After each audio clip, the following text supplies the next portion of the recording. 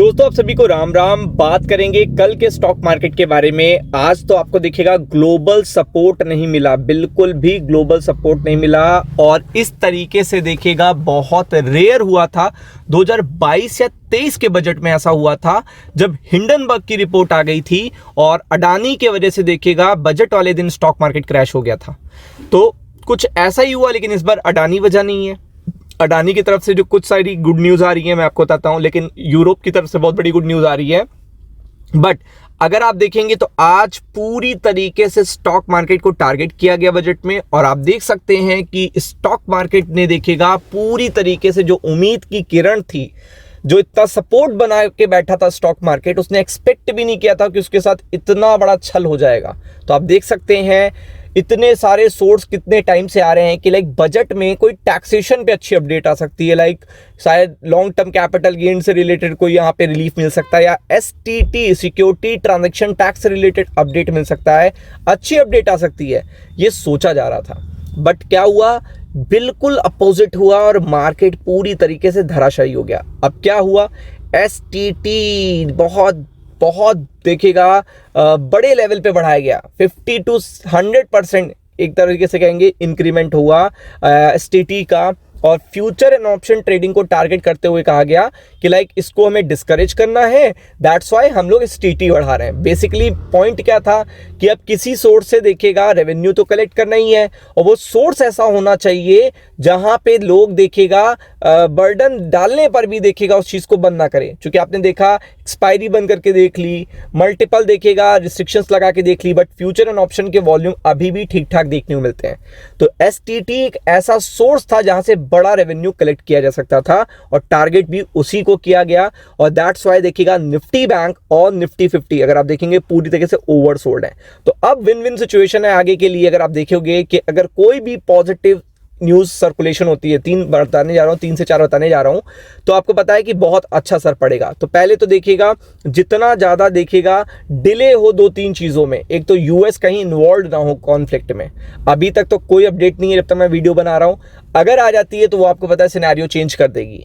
But जितना ज्यादा delay हो कि कोई कॉन्फ्लिक्ट ना हो, क्योंकि आपको पता है कि दोनों साइड मिडिल ईस्ट और यहाँ पे देखिएगा अमेरिका की बात है, मिडिल ईस्ट और अमेरिका की बात है। तो इसलिए अभी तक यूएस मार्केट तो एज सच कोई बहुत बड़ा देखिएगा पैनिक नहीं है यूएस मार्केट में। जब से केविन वॉश आए तो आने वाले दिनों में रेट कट की भी संभावनाएं बढ़ गई हैं। बट ग्लोबल मार्केट में जो बहुत अच्छी अपडेट है, 3 मैं आपको वो बता दे रहा हूँ। पहला तो देखिएगा अगले हफ्ते सबसे इंपॉर्टेंट है आरबीआई की मॉनेटरी पॉलिसी, जो कि क्लियर एक इंडिकेशन है कि यहाँ पे देखिएगा आरबीआई रिलैक्सेशन ही देगा। किसको देगा आपको पता है, पूरी तरीके से यहाँ पे स्टॉक मार्केट को देगा। दूसरा, हमारे जो फॉरेक्स का डेटा आया है बहुत शानदार आया, ऑल टाइम हिट करा है उन्होंने $709 बिलियन, जो एफआईआई के लिए अच्छा है। तीसरा, बजट से हमारी बहुत अच्छी अपडेट आई है कि देखिएगा वो द PROI देखिएगा पर्सन रिसाइडिंग आउटसाइड इंडिया, जिसके थ्रू देखिएगा एफआईआई और देखिएगा एफपीआई एफडीआई ये सब इन्वेस्ट करते थे स्टॉक मार्केट में। इनकी लिमिट 5% से कर दी गई है 10% और टोटल देखिएगा लिमिट कर दी गई है 10% से 24%। तो ये बहुत पॉजिटिव फैक्टर आया है एफआईआई और एफडीआई के लिए। तो आप देख सकते हैं कि ये भी बड़ा इंपैक्ट करेगा जब लोग समझ पाएंगे। आज तो लोग समझ ही नहीं पाए, एसटीटी बोलते ही देखिएगा धराशायी हो गया मार्केट। तो वो एक बहुत अच्छा आउटकम आया है। और then after that Russia Ukraine war से रिलेटेड काफी अच्छे अपडेट्स आ रहे हैं। तो आप देख सकते हैं बहुत ही ज्यादा ओवरसोल्ड है मार्केट, 25,000 का लेवल भी टूट गया, 500 पॉइंट निफ्टी डूबा है। तो आप देख सकते हैं निफ्टी बैंक तो पूरी तरीके से धराशायी है। तो यहाँ पे हम लोग जाएंगे शॉर्ट कवरिंग के लिए, बाय ऑन डिप्स की स्ट्रैटेजी रहेगी, क्योंकि जितना प्रेशर होता है ना, वो ग्लोबल सेंटीमेंट नहीं थे उसलिए ज्यादा प्रेशर पड़ा।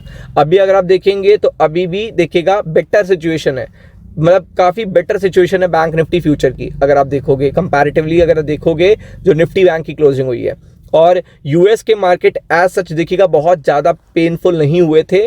कब? लास्ट फ्राइडे को जब मार्केट बंद हुए थे। अब विन विन सिचुएशन कहां से आ रही है? ये आ रही है विन विन सिचुएशन। ये है कि यूरोप के मार्केट बहुत अच्छे बंद हुए थे, मतलब यूरोप से अच्छी पॉजिटिव सिग्नल मिल रहे हैं। और आप समझ सकते हैं कि यूरोप 27 ब्लॉक है, 27 नेशन है, उनका पूरा ब्लॉक है ये।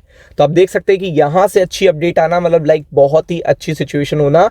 तो ये बहुत ही अच्छी सिचुएशन है। दूसरी बात, जो पैनिक बना हुआ था गोल्ड एंड सिल्वर को लेकर वो धराशायी हो गए।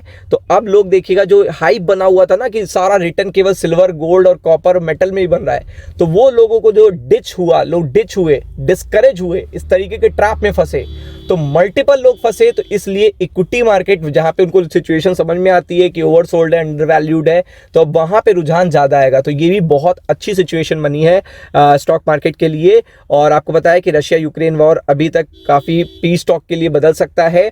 तो इसलिए अगर आप देखेंगे तो कल के लिए बहुत अच्छी सिचुएशन ये है कि जो रेजिस्टेंस आप देख सकते हो 25,000 का लेवल है और 25,000 देखिएगा 100 का लेवल है। नीचे की तरफ जो सपोर्ट है वो अगर आप देखेंगे तो 24,740 के आसपास है। यहाँ पे एक्सट्रीमली ओवरसोल्ड हो जाएगा निफ्टी 50 और निफ्टी बैंक तो कहेंगे तो आप देख सकते हो कि निफ्टी बैंक ऑलरेडी बहुत ओवरसोल्ड है। तो यहाँ पे 58,200 तो देखिएगा सपोर्ट है, लेकिन ऊपर के लेवल पे बहुत विन विन सिचुएशन है। पहला लेवल आपका होगा 58,660 और दूसरा होगा 58 देखिएगा 770। तो इन पर्टिकुलर लेवल पे फोकस करना है। राम राम।